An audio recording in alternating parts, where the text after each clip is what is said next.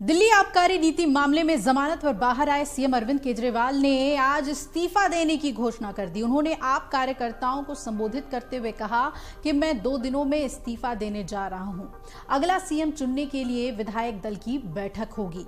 इसमें मुख्यमंत्री चेहरे पर फैसला ले लिया जाएगा। अब सीएम केजरीवाल ने कहा कि जनता के आशीर्वाद से बीजेपी के सारे षड्यंत्र का मुकाबला करने की ताकत रखते हैं। बीजेपी के आगे हम ना झुकेंगे, ना रुकेंगे और ना बिकेंगे। आज दिल्ली के लिए हम कितना कुछ कर पाए क्योंकि हम ईमानदार हैं। आज ये हमारी ईमानदारी से डरते हैं क्योंकि ये ईमानदार नहीं है। ये पैसे से सत्ता और सत्ता से पैसा इस खेल का हिस्सा बनने नहीं आया था। अरविंद केजरीवाल ने यह भी कहा कि मनीष सिसोदिया पर मेरे जैसे ही आरोप हैं तो वो सीएम नहीं बनेंगे। 2 से 3 दिन में विधायक दल की बैठक में हम सीएम पद पर फैसला ले लेंगे। तो ऐसे में सस्पेंस बढ़ गया है कि आखिर दिल्ली का अगला सीएम कौन होगा। उन्होंने कहा कि केंद्र सरकार चाहे तो महाराष्ट्र के साथ ही नवंबर में ही चुनाव करवा ले। जब तक चुनाव नहीं हो जाता है तब तक मेरी जगह कोई और सीएम होगा।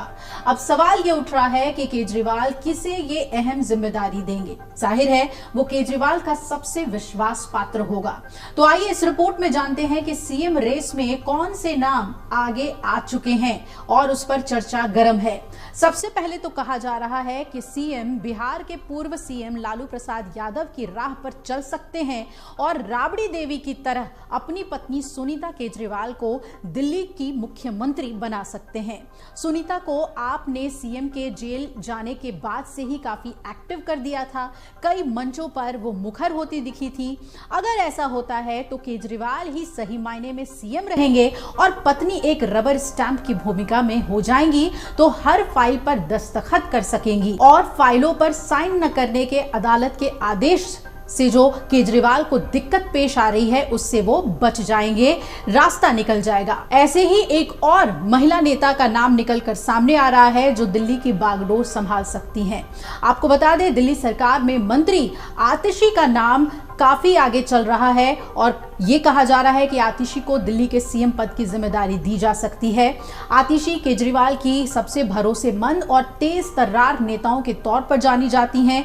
उन्हें भी ये मौका दिया जा सकता है और अगर ऐसा होता है तो शीला दीक्षित के बाद सुनीता या आतिशी दिल्ली की तीसरी महिला मुख्यमंत्री हो पाएंगी। अरविंद केजरीवाल के जेल में रहने के दौरान आतिशी दिल्ली सरकार का चेहरा बनकर उभरी थी। इसके अलावा पिछले साल हुए मंत्रिमंडल विस्तार में भी आतिशी का कद बढ़ा था। फिलहाल वो शिक्षा, महिला एवं बाल विकास, पर्यटन, पावर आदि के साथ सबसे ज्यादा विभाग संभाल रही हैं। वो पार्टी की प्रमुख महिला चेहरा हैं और अपनी कम्युनिकेशन स्किल्स के लिए भी जानी जाती हैं। वो मनीष सिसोदिया की सलाहकार भी रह चुकी हैं। ऑक्सफोर्ड यूनिवर्सिटी से पढ़ी आतिशी ने जब केजरीवाल, सिसोदिया जैसे नेता जेल में थे तब अहम मुद्दों पर पार्टी की बात प्रमुखता से रखी थी। वो आम आदमी पार्टी की पॉलिटिकल अफेयर्स कमेटी की भी सदस्य हैं। आपके एक और सीनियर नेता गोपाल राय का नाम भी आगे चल रहा है। गोपाल राय आम आदमी पार्टी के एक सामाजिक कार्यकर्ता और राजनेता हैं और आम आदमी पार्टी की राष्ट्रीय कार्यकारिणी की सदस्य में से एक हैं। सरकार में पर्यावरण, वन और वन्य जीव विकास और सामान्य प्रशासन मंत्रालय संभालते हैं। एक और नाम जो आगे चल रहा है वो है सौरभ भारद्वाज का। जब से पार्टी के नेता एक एक करके जेल में गए तब से पार्टी में आतिशी के साथ साथ दिल्ली सरकार में मंत्री सौरभ भारद्वाज भी प्रमुखता से पार्टी के फोरम में दिखे। युवा होने के साथ साथ सौरभ भारद्वाज दिल्ली सरकार में कई vigilance, health, urban development, water समेत कई अहम विभाग संभाल रहे हैं। ऐसे में उनकी दावेदारी भी सीएम पद के लिए काफी मजबूत मानी जा रही है।